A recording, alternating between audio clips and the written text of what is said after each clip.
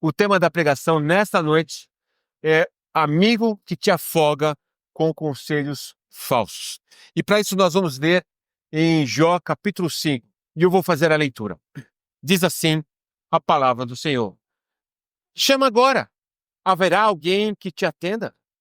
E para qual dos santos anjos te virarás? Porque a ira do louco destrói e o zelo do tolo mata. Bem vi eu, o louco, lançar raízes, mas logo declarei, maldita a sua habitação. Seus filhos estão longe do socorro, são espinhados às portas, e não há quem os livre.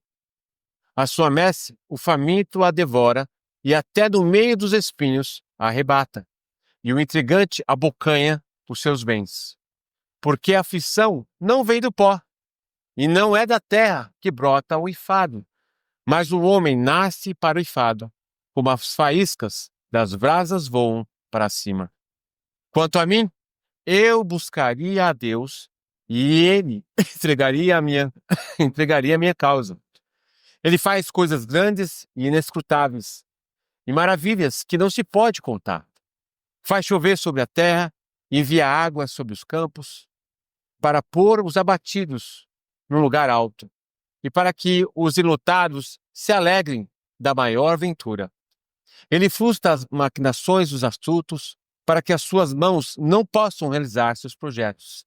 Ele apoia os sábios na sua própria astúcia, e o conselho dos que tramam se precipita. Ele de dia encontram as trevas, e ao meio-dia andam como de noite as apapadelas. Porém Deus salva da espada que lhe sai da boca, salva o necessitado da mão do poderoso. Assim, há esperança para o pobre, e a iniquidade tapa a sua boca. Bem-aventurado é o homem a quem Deus disciplina. Não desprezes, pois, a disciplina do Todo-Poderoso, porque ele faz a ferida e ele mesmo a ata. Ele fere e as suas mãos curam. De 6 angústias te livrará, da 7ª ao mal não te tocará. Na fome te livrará da morte, na guerra do poder da espada. Do açoite da língua estarás abrigado, e quando vier a assolação, não a temerás. Da assolação e da fome te rirás, e das feras da terra não terás medo. Porque até as pedras do campo terás a tua aliança, e os animais da terra viverão em paz contigo. Saberás que a paz é a tua tenda, percorrerás tuas possessões, e nada te faltará. Saberás também que se multiplicará a tua descendência, e a tua posteridade, como a erva da terra. Em robusta velhice trarás para a sepultura, como se recolhe o feixe de trigo a seu tempo. Eis que isto já havemos inquirido, e é assim. Ouve e medita nisso para o teu bem. Bonita essa passagem, não é? Muito bonita. Nós vamos ver o que está por trás dessa beleza toda. Toda essa beleza nós vamos ver muito bem os detalhes. Então, o tema da nossa pregação, um amigo que te afoga em conselhos falsos. Nós já temos visto e caminhado os 4 primeiros capítulos, onde Jó é declarado pelo próprio Deus no capítulo 1 que ele era justo.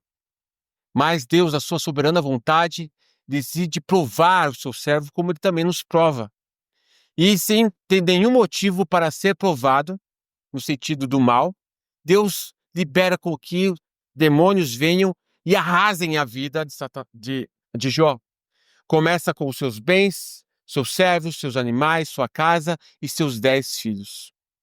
Ao ponto que ele fica tão degradado que agora ele fica doente e purulento, do fio do cabelo à planta dos pés. A expectativa agora é a morte. Sua mulher se torna para ele e diz: amaldiçoa o teu Deus e morre. Ele torna para ela e fala: como loucas, fala tu. A expectativa de Jó é que ele iria morrer. Sua mulher tinha expectativa que ele iria morrer. E seus amigos que vieram de longe também tinham a mesma expectativa. Mas, passados 7 dias, Jó permanece vivo. E então ele passa a falar: por que, Deus? Por que, Senhor? Isso mostra muito a nossa vida, né? E Jó tem essa particularidade que, quando nós estamos na terra, Jesus disse: vocês terão tribulações. E tem duas formas de olhar para as tribulações. Como uma vítima, como um coitadinho, todo mundo está me perseguindo, ai, coitado de mim. Ou, glória a Deus, como fala em Romanos capítulo 5, porque nós não gloriamos somente nisso, mas também nas tribulações. Por quê?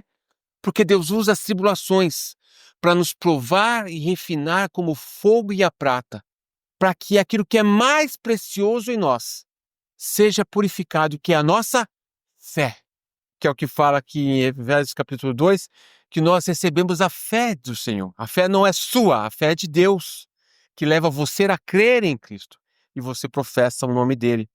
Então é essa fé que vai ser provada. E Deus usa as tribulações para peneirar o seu povo, para refinar, para que a gente conheça o tamanho do Deus a qual nós servimos. Então ele permite as tribulações. Então nesse primeiro capítulo era Satanás fisicamente operando.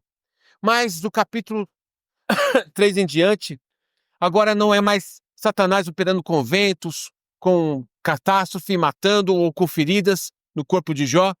Agora ele usa a boca dos amigos de Jó. E nós vimos no capítulo 4, depois, no capítulo 3, quando Jó começa a se derramar diante do Senhor. Porque imagina, Jó era um homem íntegro, fiel ao Senhor. Mas qual é o homem que, sendo abalado por Deus, não se deixa afligir? Quem é o homem que pode bater no peito e dizer assim, eu sou implacável? Eu subo no monte, eu oro, eu faço jejum, eu prego, eu evangelizo.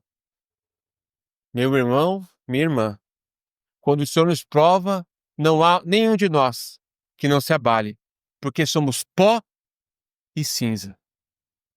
Então, naturalmente, assim como Jó, qualquer um de nós, por muito menos, nós começaríamos a abrir nosso coração e falar assim, por quê? Por que o Senhor está permitindo isso comigo? Muito bem, agora, ao invés das formas espirituais como o diabo atacou Jó, agora ele usa a boca dos seus amigos, que ele faz o primeiro do capítulo 4, começa a falar o que ele vê a respeito de Jó. Foi isso que nós vimos na última pregação. E ele tem uma inveja disfarçada de Jó. Ele tem inveja. Por que ele tem inveja de Jó? Porque Jó era o homem mais rico do Oriente da sua época. Só por isso. Porque ele era fiel, o Senhor abençoou. Então ele mostra a sua falsidade e começa então a invejar. Foi isso que nós vimos. E ele começa a falar no que ele crê. Ele crê na teologia da retribuição. Ou seja, se você quiser tudo certinho, nenhum mal vai vir para você. É isso que é a teologia da retribuição. E depois ele cai em contradição, isso que nós já vimos na última pregação. E ele começa a mostrar que ele é muito espiritual e que ele teve uma visão. E então ele começa a falar que a autoridade dele é pelas experiências espirituais que ele tem e começa a falar. E aí o que ele fala contradiz a palavra de Deus. Foi isso que nós vimos na última pregação, que experiências espirituais não necessariamente mostram que a pessoa está falando de Deus. E é por isso que existem espíritos enganadores na boca das pessoas, usando por visões, profecias, falando que é de Deus, mas falando contrário às Escrituras. E a forma como nós identificamos é conhecendo a palavra de Deus. E nós vimos que qual que é a verdadeira amizade cristã? São homens de oração, homens que realmente creem no Senhor. Esses são os verdadeiros amigos que nós temos. Foi isso que nós vimos no capítulo 4. No capítulo 5, ainda é o mesmo Elifaz que está falando com Jó. É o mesmo amigo que já mostrou a contradição, né, bíblica que nós já vimos na pregação passada. Ele tinha uma certa inveja de Jó e ele prossegue. E então nós entramos no capítulo 5. E quando nós lemos o capítulo 5, você fala, nossa, que capítulo bonito, ele fala bem, ele fala das coisas bem né, a respeito de Deus, mas por trás do que ele está falando, existe uma grande amargura por trás, que é o que nós vamos ver gerando no coração de Jó. Muito bem. Por que é importante, antes de entrar especificamente no capítulo 5, Deus nos cria para ter relacionamentos. Deus nos forma para ter família, para nos relacionarmos com outras famílias e agirmos em amor. Esse é o princípio. Foi como Deus criou Adão para expandir, para que nós fluíssemos do amor de Deus que temos recebido dele. É verdade agora que nós vemos que Adão cai, peca, e o amor já não prevalece mais. E aí nós vamos ver que o pecado se multiplica e tudo o que acontece agora é trevas, porque o homem agora está em trevas na sua alma. E o primeiro fruto de Adão, Caim, matou Abel. Do natas. Por quê? Por causa das trevas do coração do homem. E a partir daí, então, nós vemos a degradação da humanidade, que é o que nós vemos até hoje, não é? Mas Deus nos dá esse livro de Jó para nos mostrar que nós precisamos ter relacionamento com as pessoas e saber relacionar com elas e saber ter discernimento pela palavra de Deus como ser um verdadeiro amigo.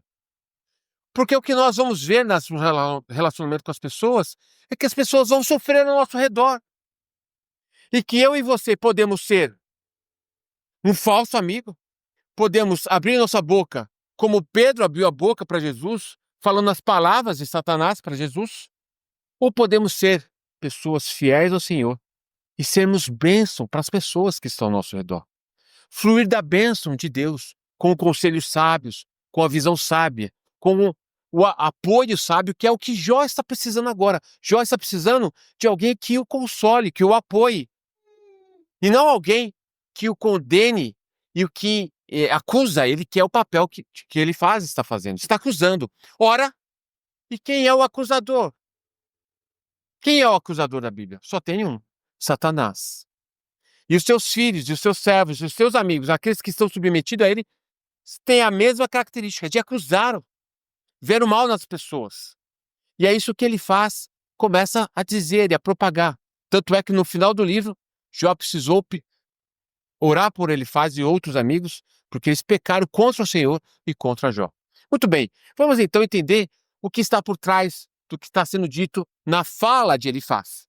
Muito bem, qual que é a lógica, né? Qual que é a mentalidade? O amigo de Jó, que veio de longe, que nós já vimos no capítulo 4, ele prossegue dizendo, ele tem uma lógica cruel. Qual que é a lógica que ele está falando? Vamos ler com calma e vamos ver. Ele fala agora: Jó, chama agora. Haverá alguém que te atenda? E para qual dos anjos você vai orar? Quem é que vai poder te salvar? Jó era o maior da sua época. Vamos ver, qual a sequência que ele está falando. Porque a ira do louco o destrói e o zelo do tolo o mata. Ele está dizendo: Jó, você que era tido por grande, você que era o maior aqui do Oriente, suas terras, seus bens, sua família, a sua devoção, você não está passando por isso por um acaso. É isso que ele está dizendo aqui. Porque a ira do louco o destrói. Você tinha uma aparência de sabedoria, mas você está na destruição por quê? Porque você não é tão santo assim. Bem vi eu, o louco, lançar raiz, mas logo declarei: maldita a sua habitação. Ou seja, naquela situação em que Jó estava passando, ele estava em bênção e maldição. Em completa maldição, perdeu seus 10 filhos, todos os seus bens estavam purulentos. E agora ele fala: você, eu tenho visto, você tentou lançar raízes, mas olha, você é louco. Jó perdeu os 10 filhos. Seus filhos estão longe de socorro. São espezinhados às portas. E não há quem os livre. Já havia sido morto. A sua mestre, o faminto, a devora e até do meio dos espinhos a arrebenta. E o intrigante abocanha os seus bens. Porque a aflição não vem do pó. E não é da terra que brota o enfado. Ele está falando assim: olha, o mal que vem sobre você não veio do nada, Jó. Não veio do nada. O que você está passando é porque você plantou. E isso entra na lógica que nós vimos na última pregação, que é a lógica da retribuição que ele fala. Se você fizer tudo certinho, você não vai ter problema. Mas se você fizer tudo certinho, fizer mal, o mal virá sobre você. Em parte isso está certo, mas não está plenamente certo. Por quê? Porque nós sabemos que Deus prova os corações. Mesmo você andando justo, que é o caso de Jó, Deus está refinando. Deus está usando das tribulações para refinar o coração de Jó, para que Jó o conheça mais ainda. E esse é o privilégio que nós temos em Cristo. Tanto é a prova de, nós vemos no final de Jó, que ele fala assim, Jó fala assim, depois de ter questionado e aberto seu coração, porque Deus os balança, e aí começa a sair coisas íntimas, que nem mesmo ele via em si mesmo, ele passa a ver, questiona a Deus, e depois que Deus fala com Jó, Jó fala assim, eu falei de coisas que não sabia, mas agora, antes ouvia, conhecia o Senhor de ouvir falar, mas agora os meus olhos te veem. É por isso que as tribulações são uma bênção, porque nos fazem ver Deus, ver a glória de Deus, mas também nos faz ver quem são os nossos verdadeiros amigos. E ele faz, não é um verdadeiro amigo. E ele está acusando Jó. Jó, você pecou. E durante todo o livro de Jó vai ser esse o diálogo. Os amigos de Jó dizendo assim, você pecou. E Jó falou assim, eu não pequei. E de fato Jó não tinha pecado. Mas Deus estava usando aquela situação para trabalhar na vida de Jó. Então essa é a lógica cruel, a lógica do mérito. As pessoas têm a lógica que se elas vão na igreja, dão um dízimo e elas fazem tudo certinho, Deus é devedor delas. Deus tem obrigação de abençoar elas. Aliás, as pessoas querem um Deus que seja o seguro saúde, o seguro para não bater o carro, para não roubar o carro. É o Deus talismã. Quando Deus é o Deus soberano que rege a sua vida, comanda a sua vida, e se você está na presença do Senhor e alguma coisa vem de mal, duas são opções. Primeira, Senhor, o que eu tenho feito de errado? Já começa por aí. Senhor, se eu realmente tenho feito alguma coisa de errado, Senhor, já dobra o joelho e pede perdão. Mas se você está na presença do Senhor, Senhor, trabalhe a minha fé. Porque eu sei que o Senhor rege a minha vida, governa a minha vida. E eu sou teu servo. É essa forma como nós nos apresentamos diante das tribulações. Mas aqui, nesse caso aqui, ele está como um acusador, dizendo, Jó, você não é santo. Você não é tudo isso que você pensa. Então essa mentalidade de querer ter mérito com Deus é o que tem regido as religiões, as igrejas. Que eu vou lá, faço e me sinto crente. O que te faz ser crente não é o que você faz para Jesus. É o que Jesus já fez por você na cruz, quando ele morreu por você. Para que eu e você nos arrependêssemos, confessássemos a Cristo e recebêssemos o perdão de Deus e o Espírito Santo de Deus. É isso que nos faz crentes. Não é pertencer à igreja, não é fazer boas obras, não é o batismo. Tudo isso são consequências de uma nova vida com Deus. Quando nós somos transformados de trevas em luz, quando nós nos arrependemos, então Jesus nos restaura um novo coração. E aí nós temos a vida do Espírito para andar com Jesus e num relacionamento com Deus. Então não existe mérito. Agora eu sou escravo da justiça. Antes eu era escravo das trevas e agora eu sou escravo da justiça. Eu sirvo a Cristo por amor. Por quê? Porque ele me amou primeiro. Então é a forma como a forma do reino de Deus é diferente da forma humana. A forma humana é querer ter méritos e ter status, ser o maior. Não era isso que os discípulos falavam com Jesus? Quem de nós vamos ser o maior, Jesus? Jesus torna para eles e diz: o maior no reino é o menor. Versículo 7. Mas o homem nasce para o enfado e para a faísca. Das brasas voam para cima. Então essa é a lógica do amigo de Jó. Dizendo, ele vem com a mentalidade de mérito. E nós não temos mérito nenhum diante de Deus. Tudo o que recebemos por causa da graça e misericórdia do Senhor. Seja na salvação e depois na vida. Deus nos dá bênção da família, da criança, da trabalho, da saúde, como também pode não dar. E ele continua sendo o Senhor. E somente quem entende a palavra do Senhor glorifica o Senhor. Não há vitimismo para os cristãos. Eu não sou vítima, você não é vítima. Nós somos filhos de Deus e quando Deus trabalha em nós, é para o nosso bem. Aplicação. Cuidado com o juízo que nós fazemos às pessoas. Porque às vezes a gente olha para a vida das pessoas dizendo, e já começa dizendo, é por causa disso, é por causa daquilo. Porque você olha o que é aparente. Mas Deus julga pelo que é interno. Só o Senhor conhece os corações.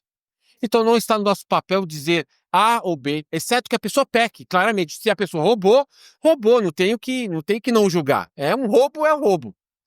Mas aquilo que está fora do nosso conhecimento, nós não devemos julgar as intenções, porque nós não somos Deus. Nós não conhecemos o coração das pessoas. Nós não sabemos. Então, nós não podemos ser um falso amigo em falar mal das pessoas, em julgar as pessoas, porque não está no nosso papel fazer isso. Nosso papel é ouvir, interceder, orar e dizer a palavra do Senhor. Fala ao Senhor, olha, vamos orar junto. Vamos buscar o Senhor. E se a pessoa pecou erramente, olha, meu irmão, você errou. A palavra diz que você está errado, então você pede perdão. Mas fora isso, nossa boca tem que ser de bênção e de apoio. Muito bem, prossegue então. E aí, uma das características do falso amigo é essa aparência de piedade.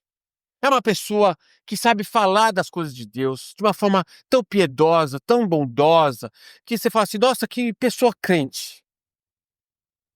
Primeiro ele está condenando, agora ele vai ser bonzinho com o Jó. Vamos ver o que ele vai falar? Quanto a mim, se fosse eu, Jó, eu buscaria Deus. É o conselho certo, não é? É. E ele entregaria a minha causa. Ele começa a adorar o Senhor. Ele faz grandes coisas, inescrutáveis e maravilhas que não se pode contar. Faz chover sobre a terra, envia as águas sobre o campo, para pôr os abatidos no alto lugar e para que os enlutados se alegrem de maior ventura.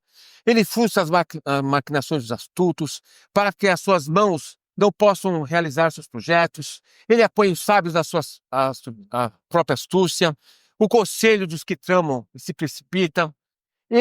Então ele vai começar a mostrar aqui as características reais de Deus. É real. Se passa por verdadeiro, fala das coisas verdadeiras, mas o que está por trás das suas palavras, da sua motivação, como nós já vimos no capítulo 4, não é verdadeiro. E infelizmente hoje o que mais temos são pessoas que se passam de homens e de mulheres de Deus, falam das coisas de Deus, cantam os hinos de Deus, vão na igreja, mas são falsos, têm inveja, julgam, falam mal e têm aparência de bonzinho. O evangelho não é mais ou menos você ser uma pessoa melhor, é você ser uma pessoa totalmente renovada em Cristo Jesus, para você falar das coisas de Deus e você viver as coisas de Deus, você ser uma bênção. O cristão foi chamado para ser uma bênção. Para chorar junto, não é isso? Chorar com os que choram e se alegrar com os que se alegram. Às vezes, se você chegar para uma pessoa e falar o seu problema, às vezes as pessoas até choram com você. Mas se elas souberem que você está bem, as pessoas não gostam que você esteja bem. Por quê? Ele faz exatamente isso. Tinha inveja de Jó. A hora que ele vê Jó cair, ele vai lá e tripudia sobre a vida de Jó. Infelizmente é assim na igreja. O irmão está lá, a irmã está lá, pecou, a igreja inteira, ao invés de apoiar, de ajudar, a igreja mesmo é a primeira a falar mais mal e olhar de canto dos olhos como se as pessoas não pecassem, como se elas fossem totalmente perfeitas, quando nós deveríamos ser uma família. Amar com o amor de Cristo. Amar com o amor de Cristo não quer dizer que eu vou passar a mão na cabeça dos irmãos. Não. É falar a verdade em amor. Chorar com os que choram, se alegrar com os que se alegram. Ser realmente uma família. No espírito de Cristo. Isso é igreja. Isso realmente é a evidência dos verdadeiros discípulos, quando Jesus fala assim, e conhecerão que sois meus discípulos, né?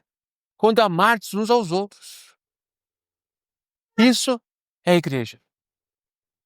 Mas, infelizmente, não é o que vivemos. Mas, apesar de não vermos isso, é da nossa responsabilidade viver o Evangelho.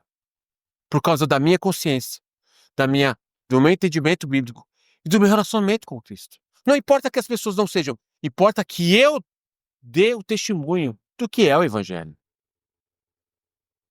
Então ele continua falando.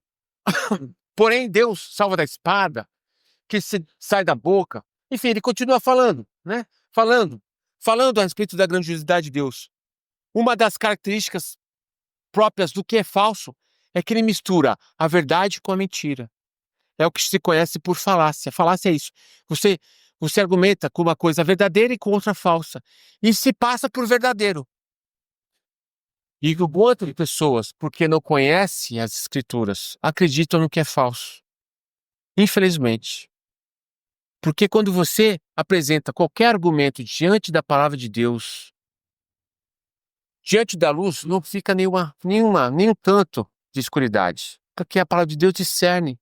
E é por isso que o Espírito Santo nos dá discernimento para entender, primeiro meu coração, e depois lhe dá sabedoria para lidar com as situações, com as pessoas, mediante a palavra de Deus.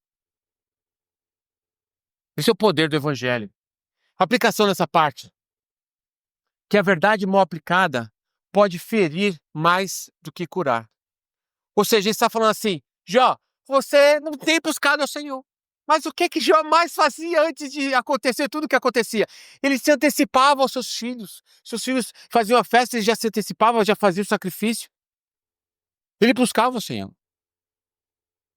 Então, a pessoa está lá, cabisbaixo, questionando a Deus, está tudo contra ele, está doente, e a pessoa vem colocar mais um fardo, um cargo na pessoa. Ao invés de trazer um consolo, orar junto. Não, meu irmão, pode ser que você esteja passando por essa situação, vamos orar junto, vamos buscar junto ao Senhor. Pode ser que você esteja errado, mas ele vai lá e fere mais ainda. Imagina, quando você e eu estamos em dificuldade, o que nós mais precisamos é de um ombro amigo, de uma pessoa que nos apoie, ao invés de uma pessoa que venha com uma paulada na sua cabeça. Muito bem. Prosseguindo no texto, aí ele faz uma distorção do que é a disciplina divina. Vamos ver o que ele fala? O versículo 17 fala assim, bem-aventurado é o homem a quem Deus disciplina. Não desprezes, pois, a disciplina do Todo-Poderoso. Isso é verdade? É verdade. Nós não devemos desprezar a disciplina de Deus. E outra, Deus disciplina mesmo os seus filhos. Mas por que Deus disciplina? Deus disciplina não porque você simplesmente fez errado somente. Deus disciplina porque Ele está purificando os nossos corações. Jó foi disciplinado não porque ele estava pecando, mas porque Deus estava refinando a sua forma de agir, de pensar, de ver Deus. E é por isso que vai falar em Hebreus que Deus corrige os seus filhos e que não é bom quando nós somos corrigidos. Mas Deus é santo e nós não somos santos. Nós somos chamados para ser santos, estamos no processo de santificação e Deus vai usar todas as tribulações para nos santificar à imagem do seu Filho, de glória em glória. Nós vamos errar e Deus vai, sem dúvida nenhuma, nos corrigir quando erramos. Mas, além disso, Deus nos disciplina porque Ele está nos refinando para a sua glória.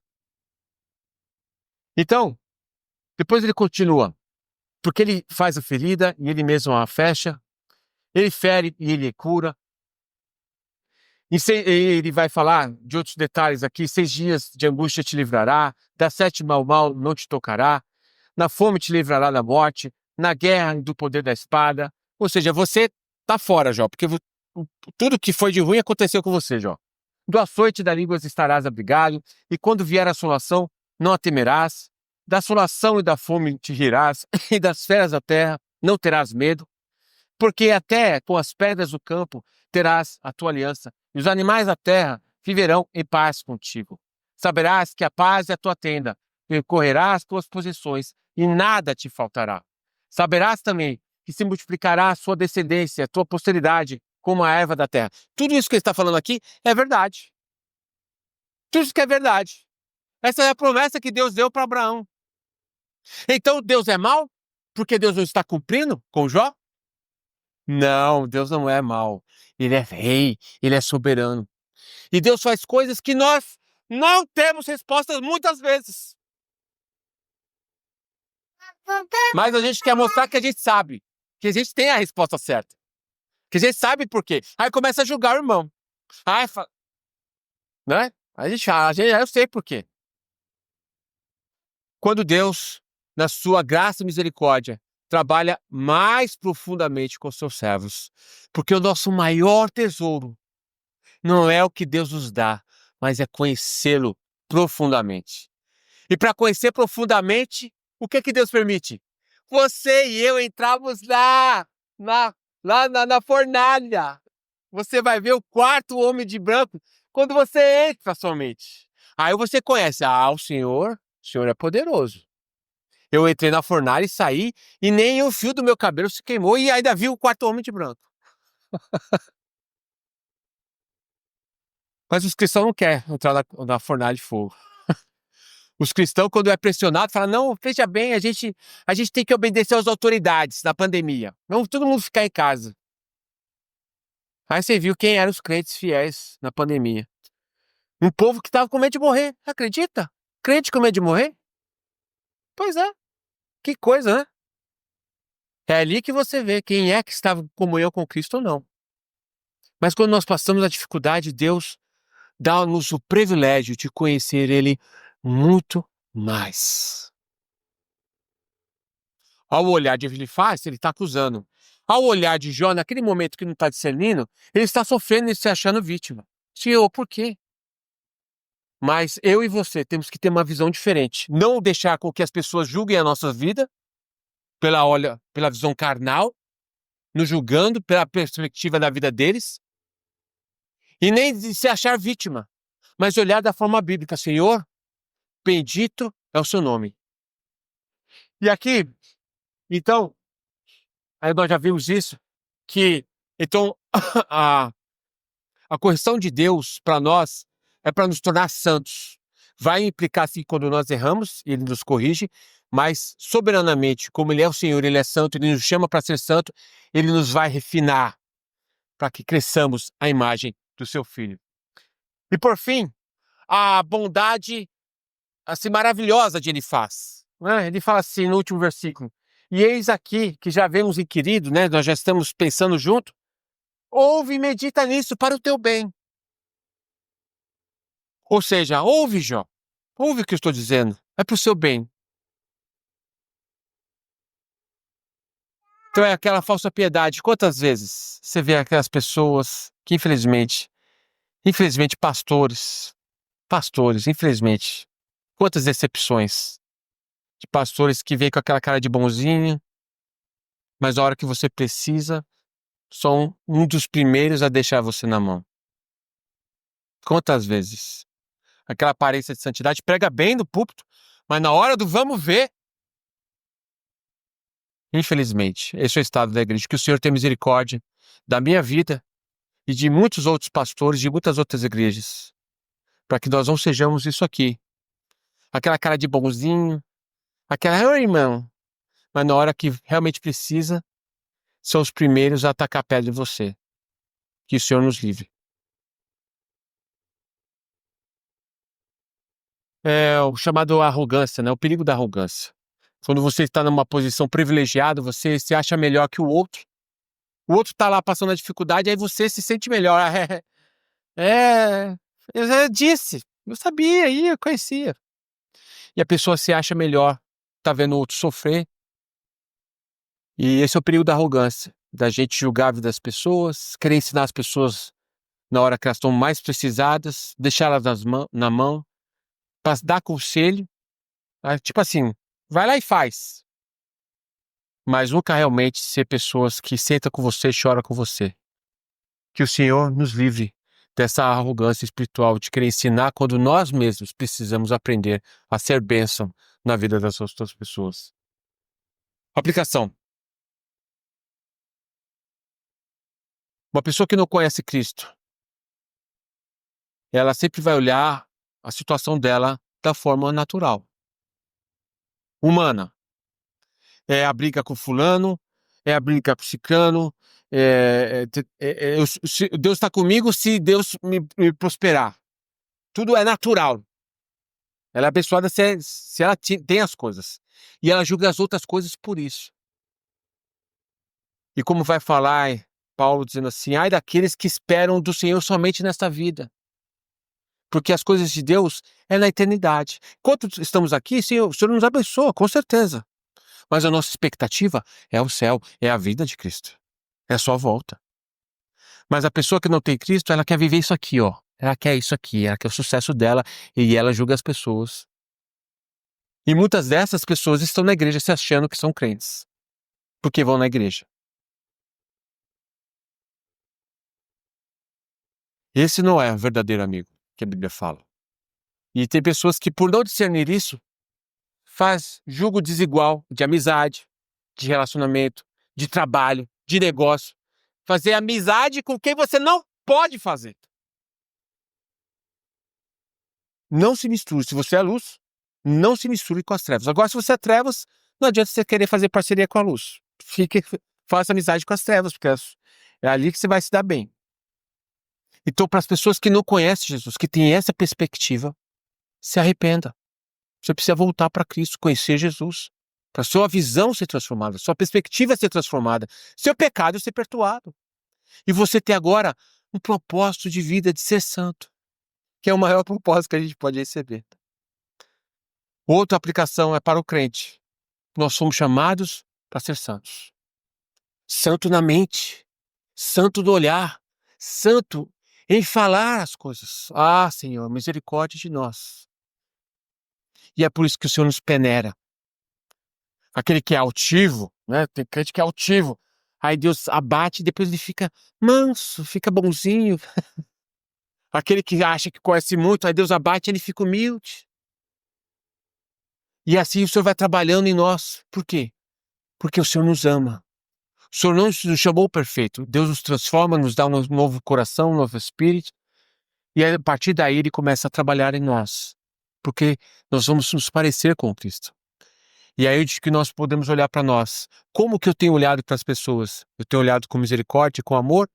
Ou eu tenho julgado? Que o Senhor tem misericórdia de nós e nos faça homens e mulheres que amem ao Senhor e que amem as pessoas que estão ao nosso lado. Amém? Vamos orar.